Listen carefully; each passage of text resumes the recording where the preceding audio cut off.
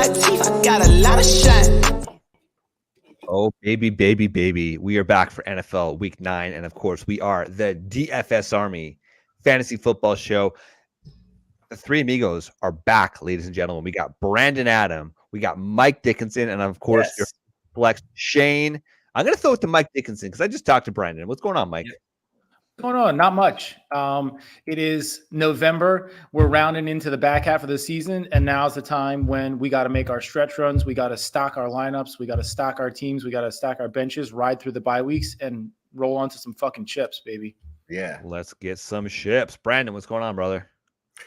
You know, just living life, just trying to survive until, Thanksgiving. Thanksgiving's we got a lot going on up until Thanksgiving, so I'm just trying to bear with my wife on this schedule that we got going here.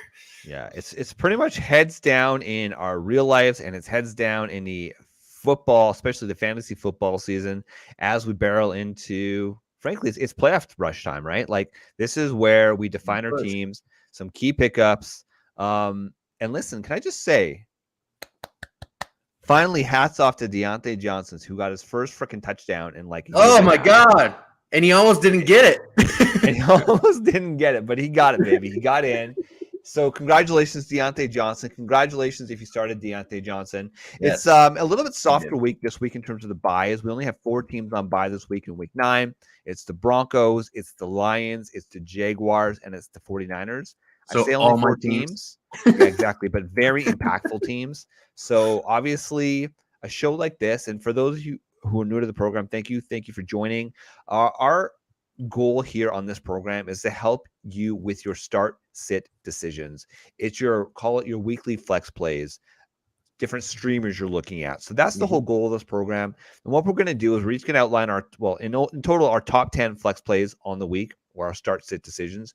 But make sure you ask us your start sit questions in the chat, and let's get going, boys. But we got to set the scene first, okay? In general, we always like to set the scene. So just obviously some key games that if you're looking at your start sit decisions that you do want to target. Miami at Kansas City. Now that is a Germany game going on in Frankfurt. That's a 50-point over-under. The Sunday night game. It could be fun, man. I think that's going to be a fun one. Buffalo at Cincinnati, of course, 50.5 over-under. That's the Sunday night game. And then Dallas versus Philly, baby. That's going to be fireworks, 47 over-under. We got Bali in the house. What's going on, Bali? Thanks for jumping on.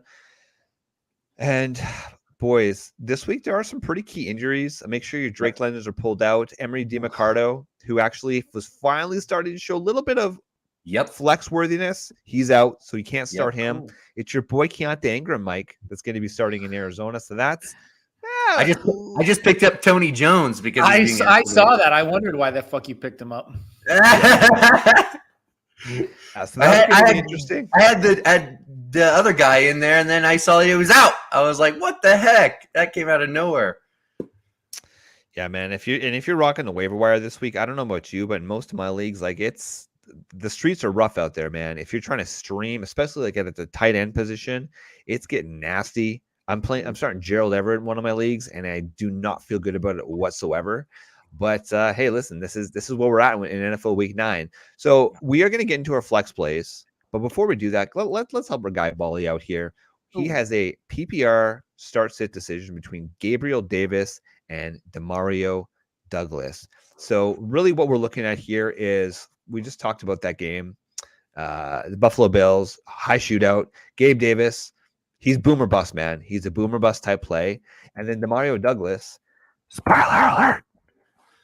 I'm going to be talking about Demario Douglas a little bit later on the show today. But Brandon, who would you start between Gabe Davis and Demario Douglas? This week, I would go Douglas because volume is going to be king there. He's going to probably get 10 targets this week, to be honest with you, with Mac Jones against that putrid Washington secondary.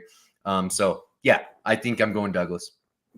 Mike? Brandon, you have access to the fantasy points data suite, right? Yep. Can you look up? Can you see what kind of defense Cincinnati typically plays? Gabe Davis is a man beater. So Mhm. if he gets manned up, that's why he's so good against Miami, because Miami mans him up. So in man weeks, you want to start Davis. I don't know what kind of coverage Cincinnati typically plays. My guess is they're a little bit more zone because they don't have the elite cover corners. There'd probably be like a cover 2, something like that. So in that situation, I would lead Mario Douglas as well. Mm-hmm. I'll find out for you. Just keep going. All right. So that'll be good to know. I don't know, man. I'm still like, I like Mario Douglas this week, but maybe it's just a cynic in me. When I have a choice between a Gabe Davis and a Demario Douglas, and I've seen Gabe Davis do it on a somewhat consistent basis, I'm still going to lean Gabe Davis on this one. I'm going to go against the grain here. So you kind of split. It's 2 against 1 in favor of Demario Douglas. Everything on paper, and listen, that's one of the reasons we're going to be highlighting Demario Douglas a little bit later, Bali, but everything on paper suggests that Demario Douglas is going to have a great game. But Gabriel Davis has that 2 touchdown upside, and I'm just not sure Demario Douglas does. But in the PPR league, maybe the safer play. So we're kind of split on that, but that's okay. Yeah, for we sure. have to find it, Brandon? I haven't found it yet. Sorry, just keep going. I'll update it once I find it.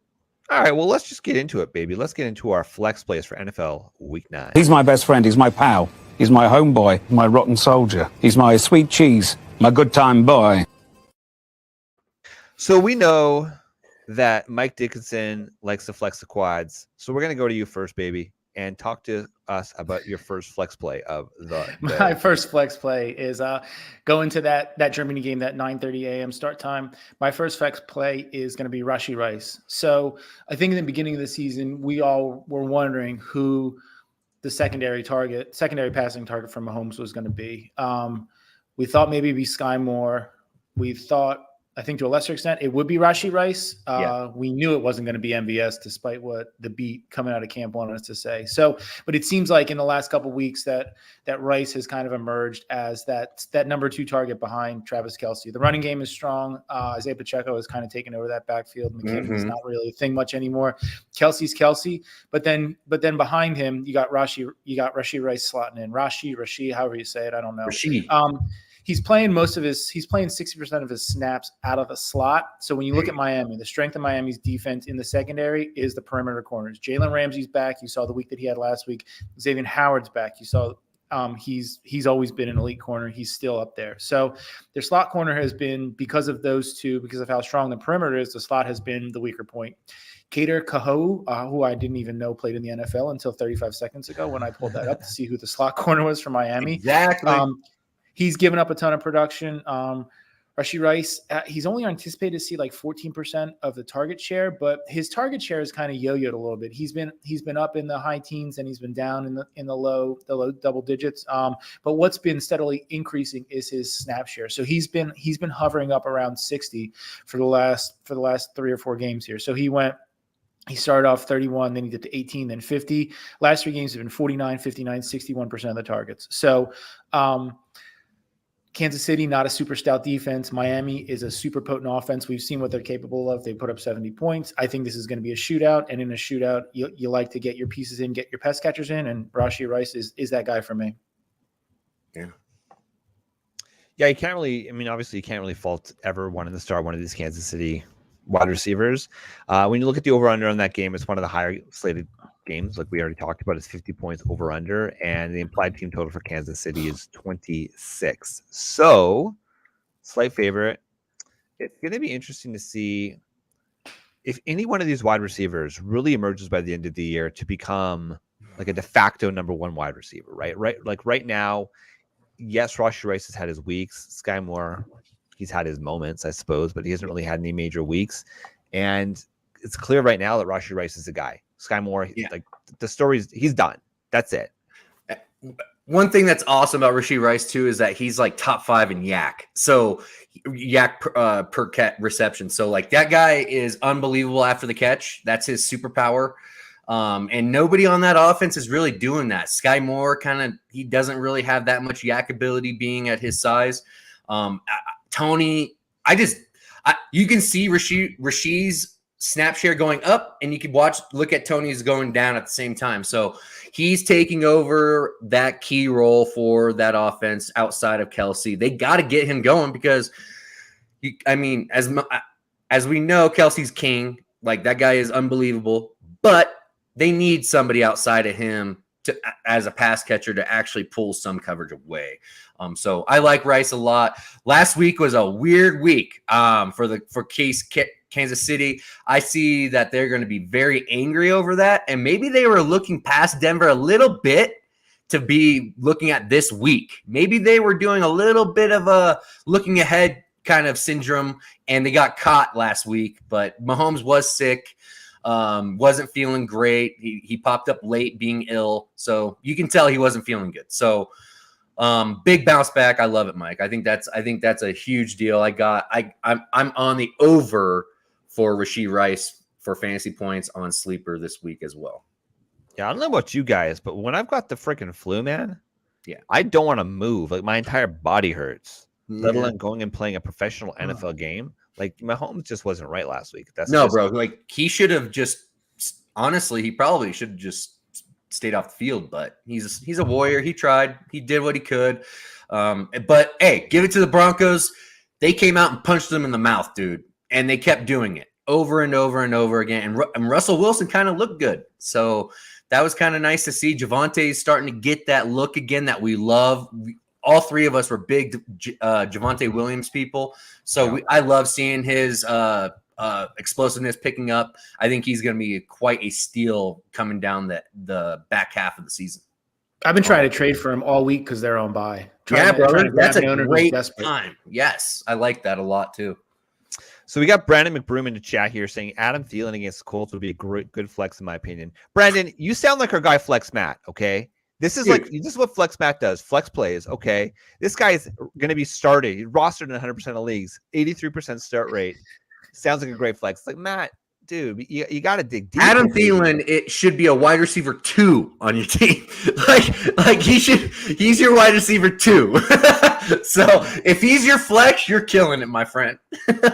No kidding. Exactly. Is Terry McLaurin ruled out? Am I reading that correctly? I didn't see that. I did not see that, but our guy Brandon is saying that Scary Terry's out and Dotson's a good flex. No, I got to double check that because I didn't. Yeah, let's double check that. No, right Curtis now. Samuel's out. Curtis Samuel's out. Yeah, Curtis Samuel is out. Yeah. Okay. Whew. McLaurin scared me a little bit. McLaurin's not even on the injury report. Yeah, because I'm like, I haven't seen anything about Terry McLaurin being hurt. So yes, okay. Let's talk about your first flex play, Brandon, because this is an interesting one. Give me your first flex play. My first flex play is going to be our dear golden child that we love, that we thought was going to be a breakout candidate for this year and rock the scene, but he's been kind of a slow starter this year, and that's my guy, Jahan Dotson. Jahan Dotson is going up against those putrid Pats. Bill Belichick is going to be doing everything he can to stop the run and to put the game in Sam Howell's hands, right? Sam Howell is actually one of the highest. He throws at one of the highest rates in the NFL as well. He's like top 5, I'm pretty sure, in pass attempts.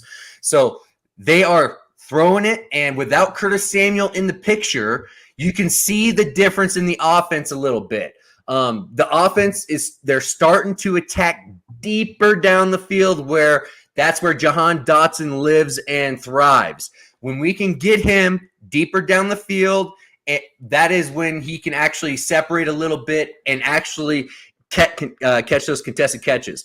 For some reason, Ron Rivera really liked Curtis Samuel. He really liked Curtis Samuel. He really hated Gibson. So, Curtis Samuel literally had 2 jobs. He had Gibson's job of last year, and now he's got the wide receiver position as well. But with Curtis Samuel out, I like them leaning on Dotson a little bit, especially against the Patriots with how putrid that let me look up his I have his the defense, the D-man that he's playing against here.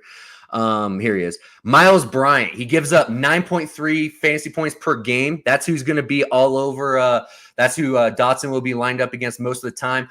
The cool thing about Dotson is this. With Curtis Samuel out, he is swapping time inside and outside. 52% of his production has come from the slot position. And so I like Dotson being able to be that movable piece within the offense this week to actually make a splash and make a matchup nightmare against the Pats. So I like Dotson this week. I'm rolling him in a few different spots. Let me ask you this question, Brandon. So Jamison Crowder is starting to get a little bit more Yep. usage. Sure. He is likely going to slot in as the slot Sure. wide receiver for that offense, right, in place Yeah. of Curtis Samuel. Mhm. Obviously not as safe of a start as Jahan Dotson, but where are you at in Jamison Crowder? Is this I'm like fine with a standard Yeah. 12-team league as a flex play if you're starting 3 wide receivers plus a flex? So essentially Yeah. wide receiver 4? You can. I was gonna put both as a flex play, to be honest. Yeah. Because I was like, should I go with the super deep guy or should I go with our Prince, that we love? And I like Dotson a lot, but last week, Crowder had a good game last week. Got a tutty, got 80 yards. He is splitting time with Dotson in the slot, so I just like the fact that Dotson can be moved around and matched up. You're not going to see Crowder getting put out on the outside to be able to go deep down the field. I don't see that happening at all. I see him being a guy that's going to be running clear out routes for Dotson and be able to pull coverage away sometimes and then sneak him the ball a few times here and there. But I don't hate it. Jamison Crowder can be a sweet little DFS play. That's a super value that is minimum salary as well. That I like that play too. Isn't it absolutely insane that last week against Philadelphia, Sam Howell had 52 pass attempts? Yeah. Which is actually his second game this season with over 50 attempts. Yeah. So I'm saying fantasy points. That's what I'm saying. I think with Washington losing their pass rush, their complete pass rush is gone. Yeah. And they already have the second worst secondary in the league. They're giving up the second most to wide receiver position across the board. I don't see how New England can't put points up here. So I think they can run the ball, get a little bit of a lead, maybe get Douglas into the end zone, and maybe get Hunter Henry going. I can see that being a little bit of an ugly shootout, a little bit, where Mac can actually play with them because he's not going to be under siege every freaking snap without Chase Young and Montez Sweat being in the picture. So I like that a lot, and I think they're going to be able to run the ball a little bit on them. Okay, so I like that. I think that's going to transition well into my first flex play here. He wasn't necessarily my top guy, but he's a guy I want to talk about because I think it's relevant, and that is Demario Douglas going up against Washington. So on the game itself is a 41-point over/under. The Patriots are 22-point implied team total. But to your point, Brandon, teams have been able to move the ball through the air, and we've seen that when needed, the Patriots are okay to hand the game to Mac Jones. Now, it's been good and bad. And obviously, the fact that Kendrick Bourne is now out for the season, which is sad because he was like, listen, it's a sad time when Kendrick Bourne. Yeah. What's that? Sorry? He was an underrated player. He was getting good volume. He's underrated, man, but it's still a sad thing when he is your number one wide receiver on your team. Yeah. Listen, Juju was supposed to be that guy. Juju is not that guy. You also see here that Devontae Parker is going to miss the game with a concussion.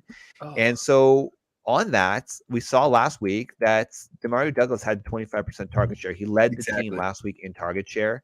And back to your point, I think this is huge. I mean, it's to the point now where Josh Harris, who's of course the owner of the Washington Commanders, the new owner of the Washington Commanders, he said, all right, Ron, I'm going to let you do your thing. I'm going to trust the process. You're a professional coach. Do what you got to do. It hasn't been working. So what are they doing? Mass exodus. They sold Sweat and Young at the trade deadline last week, and this is it. It's hands in the air. It's okay. Let's play for next season. So what I would love, this is my dream, where they just say, okay, Sam, okay, Mac, balls in your hand, boys. Let's have a good old fashioned shootout. Defense, we don't need to play defense, and it's going to be a high scoring affair. In which case, guys like Jahan Dotson pays off finally again, right? Yeah, he's finally coming on. Yeah, and one little thing about Jahan Dotson that was kind of nice too. Versus last week versus beforehand. Last week, his yards per reception was at 13 and a half yards. That was his season high for the year. He didn't make it above 10.5 this year, which means he's getting deeper routes. And I like the deeper routes for Jahan Dotson. Yeah, that's going to be important. Listen, it's Terry McLaurin's team. I'm still convinced of that. But he'll be shut more down. So because I don't feel like Sam Howell's the type of quarterback that can really get. I mean, throw last week out the window, but in general, it's a one target or first target type of player. So it's going to be good. I like this as a sneaky game. But then when you look at our chalkboard over at dfsarmy.com, Demario Douglas is projected to be the 9th highest ownership over at DraftKings and PPR leagues at 11.62%. That's so too high for that chalk. That's kind of yeah, it's a little high for that chalk, but I mean, listen, like a lot of these sharps are looking at the same metrics that we're looking at, right? I mean, everything on paper suggests that he's going to be a strong play. True. And listen, Terry McLaurin, he is the 11th highest projected player for ownership this week. So the sharps this week are liking that game. What's that? Terry is going to absolutely be shut down. Terry's not going to do a dang thing this week. I'm telling you. They're going to shut down the run, and they're going to shut down Terry. They're going to force it everywhere else besides those 2 spots. Okay.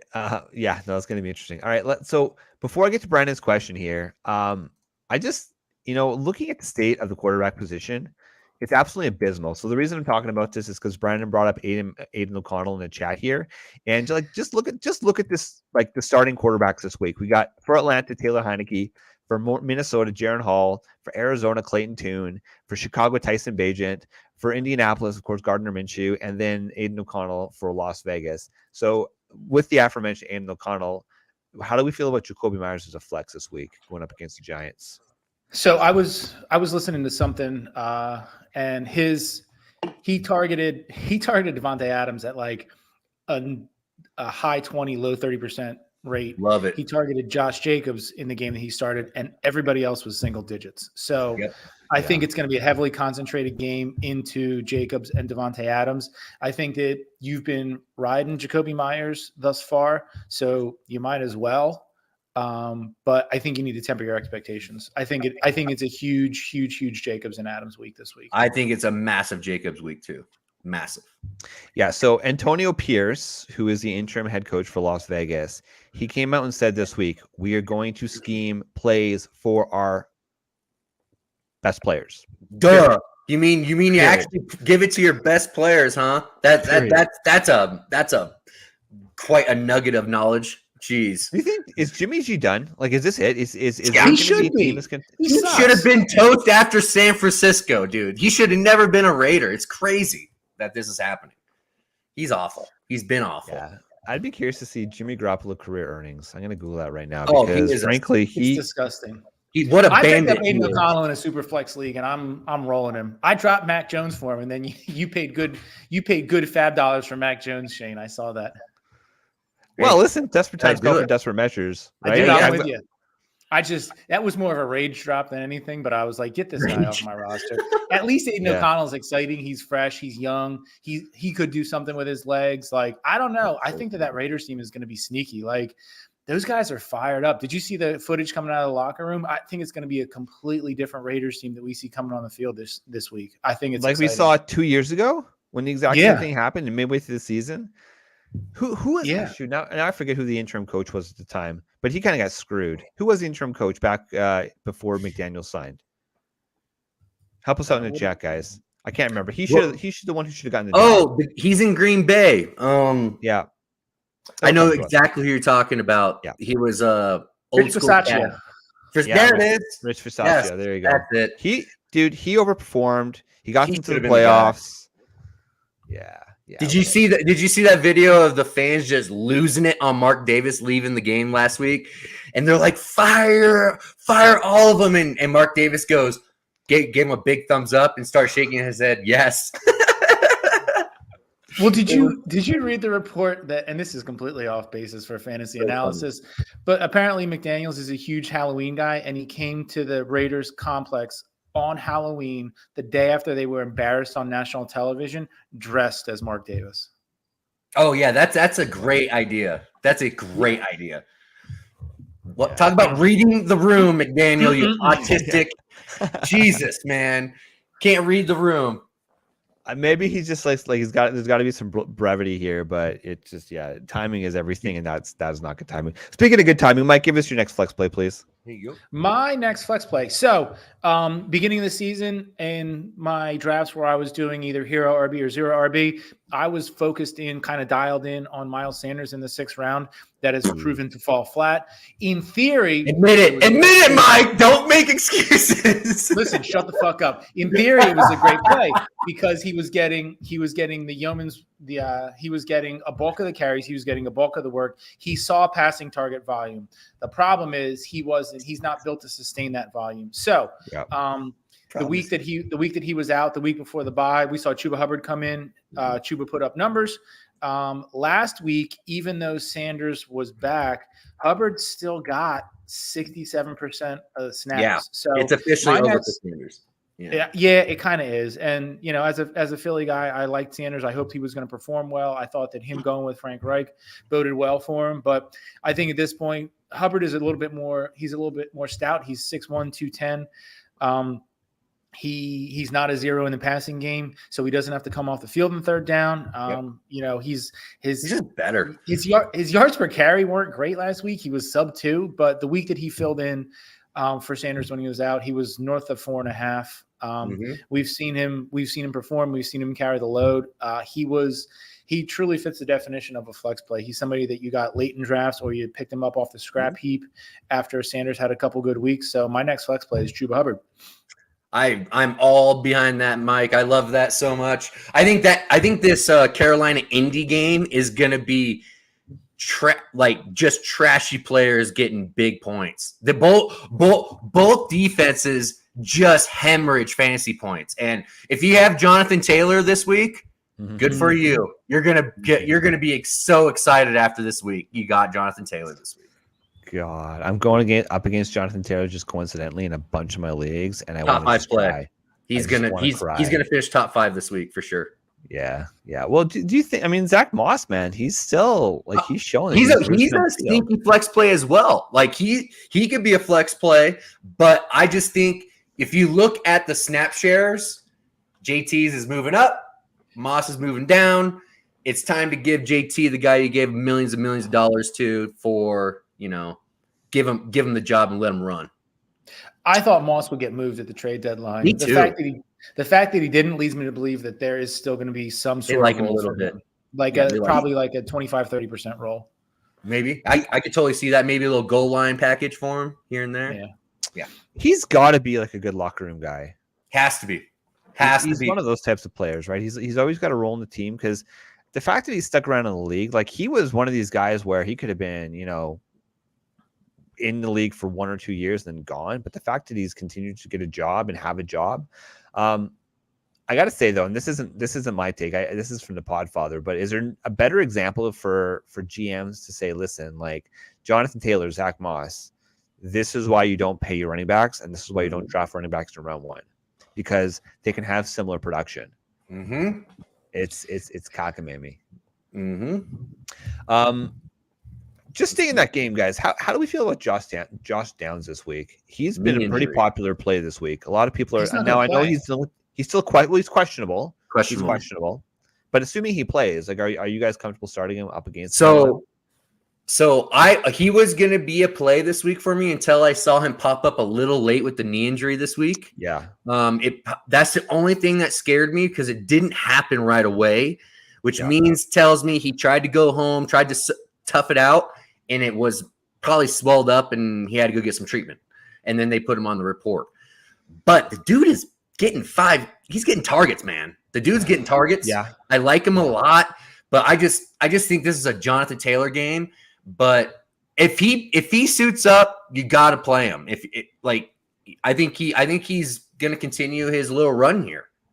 I like it. Just say in that game, Michael Pittman last week, 34% target share. Ooh, it's so nice. It's so nice. We are so high on Pittman this year, and I hope that we got him. I hope that you got him in your leagues, because he was going at a discount versus his upside. Oh, he was for sure. Okay, Brandon, give me your second flex play. My second, I'm going down south to the Dome in New Orleans. Rashid Rice. Rashid is going to be not Rashid Rice. Rashid Rice. I'm sorry, all the names. Rashid Shaheed. So many names that are kind of crazy.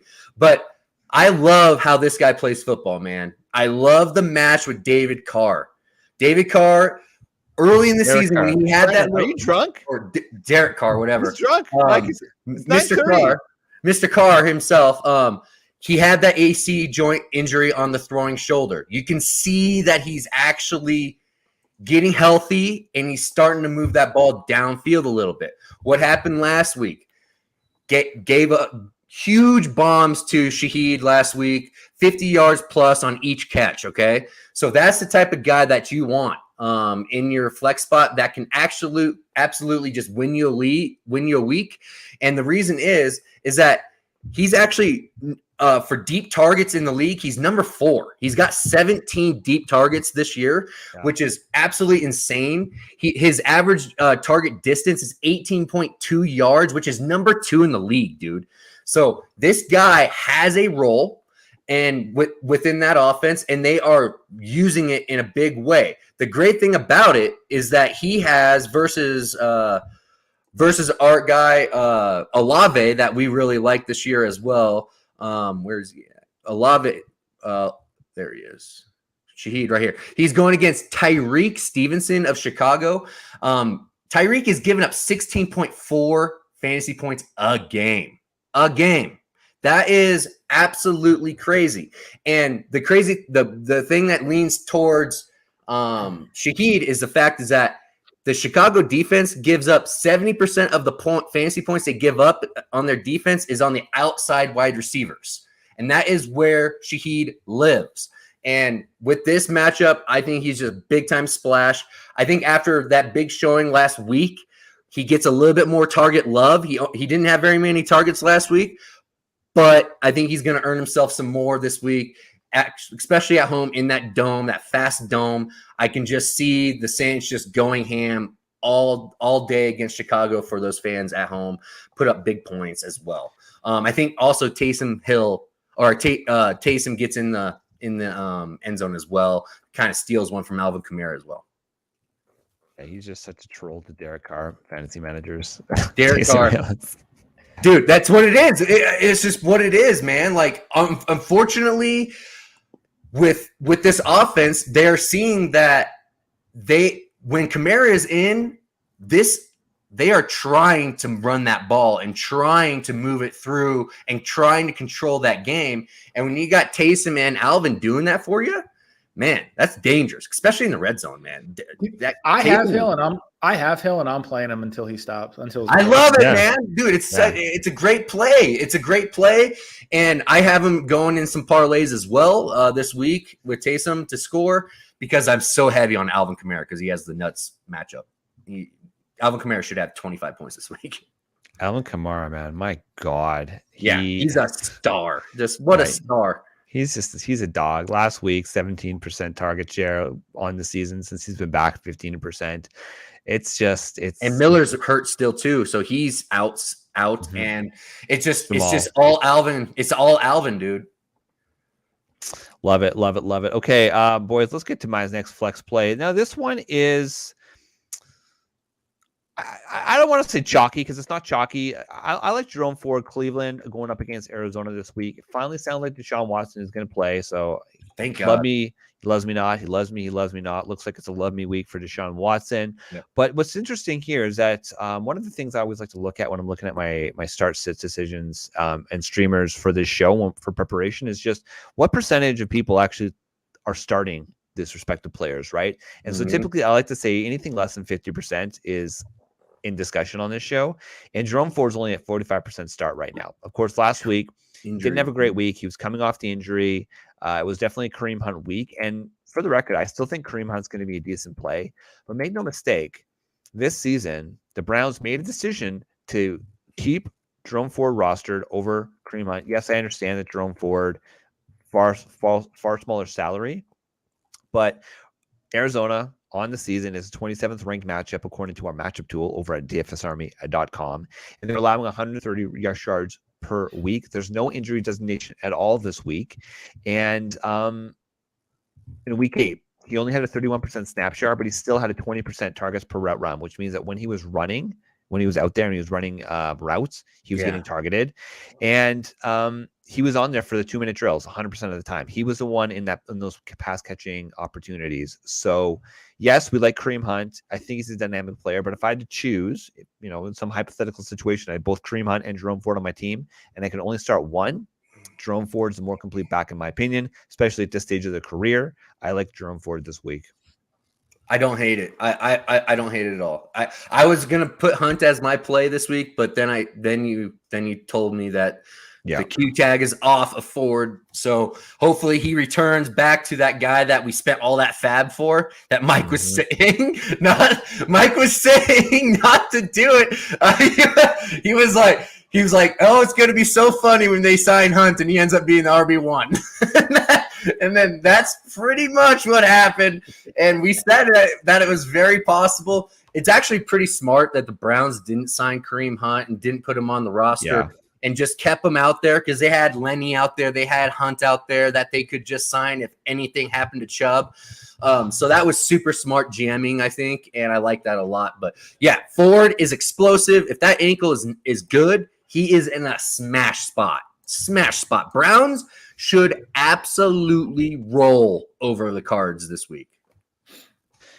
So speaking of that, do you think Leonard Fournette, talking about these backs that were available, he's still officially on the practice squad for the Buffalo Bills? Yep. I don't know if he'll play this week, but moving forward, like, how do we feel about James Cook with Leonard Fournette now? Is he dead? Go ahead, Mike.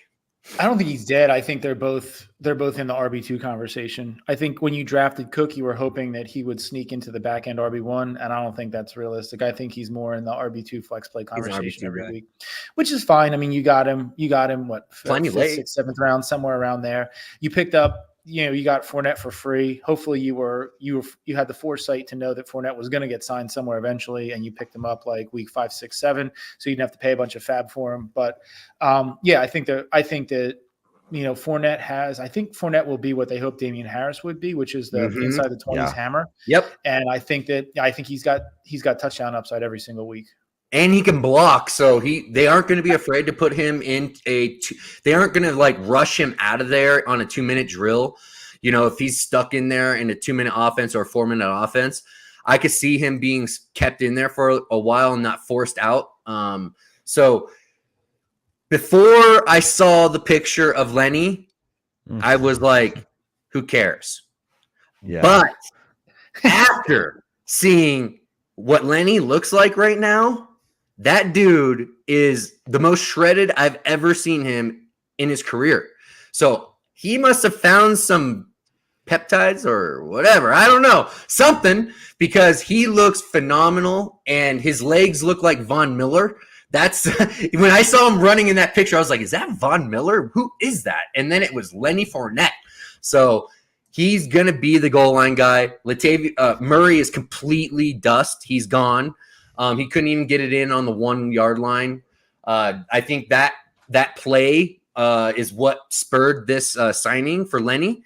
I think he's going to end up just taking Murray's and Damian Harris's role.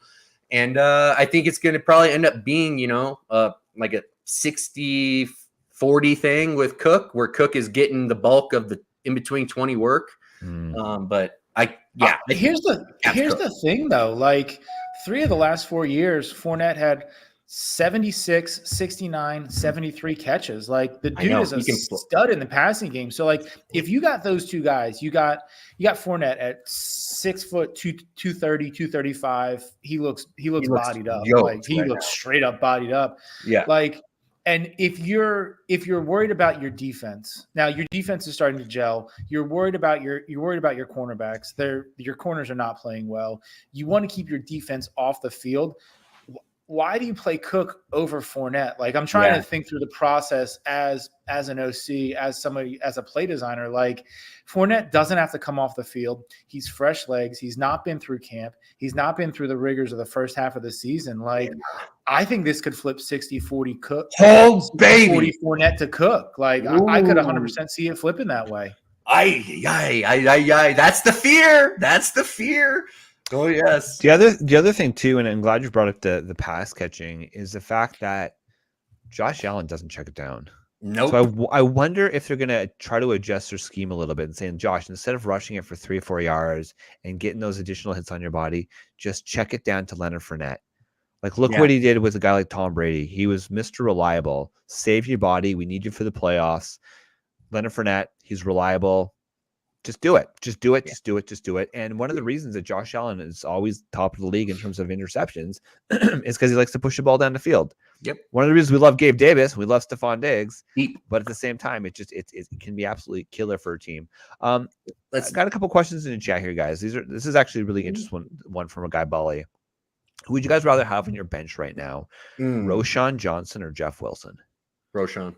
I think Roshan for me. Okay, yeah, definitely Roshan. And then another one from Bali. We got, he says Watson or Cook, but he said it's Brandon Cooks. So Christian Watson or Brandon Cooks? Ooh. I think it's my turn, right? I think it's my turn. It is your turn. Yeah. Let's get into it. Although actually that's not true. I just talked about Jerome Ford, but I'm going to steal here. I'm going to jump in because I love Brandon Cooks this week, man. I absolutely love Brandon Cooks this week. Christian Watson at this point, Bali, you cannot trust him. Yes, he could explode for a 30-point game, but we haven't seen it. Something is not right with Jordan Love. That's a fact. Okay. And Christian Watson isn't his top target. It's going to be Romeo Dubs. So this week, Brandon Cooks, I understand Brandon Cooks is not top target in Dallas either, but we do know Philadelphia rush defense is stout. It is number 1 in the league right now in terms of rush yards allowed. So guess what? How are teams scoring points on Philadelphia? That's right, ladies and gentlemen, through the air. And I don't know. I think that it's so funny, man. Like, so as somebody who isn't engulfed, I don't have ESPN, right? But this freaking like Dallas Cowboys talk, Dak Prescott is by far the most scrutinized player period in the NFL. I'm convinced is Dak Prescott. And this is going to be a massive week for him going up against Philadelphia. Obviously a divisional game, but if he just does what he did last week, target the shit out of CeeDee Lamb, throw the ball to CeeDee Lamb, and once in a while, get the ball deep to Brandon Cooks. You don't even need to give it deep to Brandon Cooks. He's a yard after the catch monster. Give it to him 8, 9, 10 yards down the field. Let him do the rest of the work. I don't know, man. I'd be almost willing to bet my left shoe that Brandon Cooks is going to get into the end zone this week. So I definitely like Brandon Cooks this week going up against those Philadelphia Eagles. Still think Eagles going to win it. Still think you're going to win it. It's at home in Philly, but it's going to be a good game for Brandon Cooks. I totally agree with you, man. I love that. James Bradbury's been getting torched in man coverage, and Jahan Dotson, pretty much the clone of a Brandon Cooks, Tyler Lockett type, shredded his ass last week as well. So I am right there with you. I think CeeDee Lamb is going to have a monster this week too. I hope so. Between Dak is my favorite over of the week for fantasy points on Sleeper. He's in almost every one of my parlays I got going, and it's for a good reason, and it's because of how bad that passing defense for Philly is. And Brandon Cooks, man, that dude's a wily vet, and he's getting more looks each week. I like this a lot, and especially in man coverage. Please, God, let him get manned up one time and let him go. And he's going to get it, I think. I think he's going to have himself a long touchdown. Mike's going to scream at the TV saying, I knew it. I knew it. I knew it. I'm not watching the game. Oh, darn. It's an afternoon game, too, so that'll definitely – I mean, listen, the other games going on in the afternoon is Indy versus Carolina, woof, and the Giants versus Las Vegas, woof. So that's going to get a lot of ratings. So it's a game of the week. So if we're heavy overs on the passing of Dak and the pass catchers, that means we are. I'm heavy on the under for Tony Pollard this week. Same with Mike. Tony Pollard is not going to have a ceiling week or even an average week this week. I think he's going to be underneath 12 points this week, to be honest. So that's how good the Philly D line is. Wait, you mean RB16 on the season, Tony Pollard? Oh, don't worry about him. He's only halfway. Don't even worry about that. Yeah, oh man, oh, it's painful. Nobody's been scoring on Philly. from the RB And Brandon's position. asking about a guy, Clipboard Jesus. Clipboard Jesus got a real job, man. That's his problem. So he doesn't have time to join and watch. Clipboard is probably out there making terrible trades and enjoying Sharing life. llamas. Sharing llamas to the world. No, we love Clip. Clip has actually made some sneaky good trades in the last year in a couple leagues I saw. So Clips are our guy, man. Apparently from Bali, Martavis Bryant has been reinstated. Why? He's not going to what? He's not going to play. That's Pick not him even, up. I didn't even know. Yeah, exactly. Pick him up. Drop Josh Gordon and pick up Martavis Bryant. Josh Gordon. Exactly. God, dude, what an ultimate that guy was. Okay, boys, we are running tight on time here because Mike Dickinson had a hard stop at 45 minutes. Now we are at 44 minutes. So let's quickly just go through some of our honorable mentions, and then we'll get the hell out of here. Brandon, I'm going to shoot you first. Give me some of your honorable mentions this week. Sure. Honorable mentions. He really hasn't splashed this year at all because of the quarterback position. But with Deshaun Watson playing, please start Amari Cooper. Amari Cooper is 5th in the league with deep targets. Average depth of those targets is 15 yards, which is 6th in the league. This Cardinals secondary is an absolute sieve. They are bottom 5 in the league against wide receivers for fantasy position. So I'm all for Amari Cooper. I think he gets in the box this week, and he has like 7 catches. So please start him. He's an easy start. Don't screw it up. Yeah, it's interesting. He's still because of the name brand, people are still starting him guaranteed, but he's wide receiver 43 on the season. It's exactly. It's not been a good year for him, but it's been boomer bust. When he's been when he's done well, he's done well. But when he's busted, it's really hurt your team. Also, one more guy that's kind of been down the tubes a little bit lately is Nico Collins. Nico Collins is a dog out of the slot, and guess what? Tampa Bay Bucks absolutely are bottom 5 against the slot position. So I like Nico Collins scoring out of the slot this week. Tank Dell is going to spend some time in the slot as well, but not as much as Nico. They like to move Nico around quite a bit. Yeah, no, love Nico this week. Before we get to you, we got guy Chris Bork coming in here. So he's lost Waller, he lost Drake London to injuries. Amon-Ra St. Brown this week is on the bye. He's in a tough spot. Do you like Elijah Moore in that Cleveland game? Demario Douglas, we already talked about, or Tajay Spears. So Tajay Spears has already played, right? The Titans already can't have that. It ain't going to be Tajay. It's Douglas for me. Yeah, Douglas for me too. Yep. All right. Easy one, Chris. I mean, listen, Elijah Moore, he just hasn't done enough this season to make you trust him. We love, we're pro Elijah Moore show in general, but for whatever reason, he just hasn't put it together in the NFL. And that's not his fault. His quarterback wasn't healthy this year. That's the thing. He had everything setting up nice for him, to be honest, this year. And then Watson got this shoulder thing. And yeah, Chris, even if Juju plays, it's looking like he's going to play. We know Kendrick Bourne. Yeah, so you can rewind the show. I don't want to rehash everything. We actually did talk about Demario Douglas earlier on the show, but Kendrick Bourne is out for the season, and Devontae Parker, he's out with a concussion. It is a absolutely smash matchup going up against Washington. So a lot of just really good checkpoints. And right now, until I see it from Deshaun Watson, I know we just talked about Amari Cooper, but I just don't trust any of the secondary options. Yeah, Cleveland until we see it from him. So Deshaun, and it's in Njoku anyways. So that's Njoku's gonna be the next target. Tight end 12 on the season, David Njoku, which is painful, but is what it is. Mike Dickinson, give me your honorable mentions. We'll get. I got 3. My first one is going to be Dalton Kincaid. Last week, yes, 86% route participation rate. He ran routes on 86% of his snaps, which is absolutely amazing. Gold. Cincinnati gave up 9 for 149 to George Kittle last week, so Cincinnati is the most forgiving matchup to tight ends. So I actually have, in a league where I have Hawkinson, dynasty league where I have Hawkinson and Kincaid, I'm playing Kincaid over Addison, kind of hedging the Jaren Hall thing with with Minnesota. So I love him there. My second kind of honorable mention we talked about already. Michael Pittman, Josh Downs is questionable. I think that game is going to be sneaky. I think it's going to be back and forth, a lot of offense. So slide Michael Pittman in there. You got something to say? No, go ahead. Okay. And then this one is really gross. This one is desperate. You can go get this guy for free right now if you want. But my third honorable mention is going to be Van Jefferson.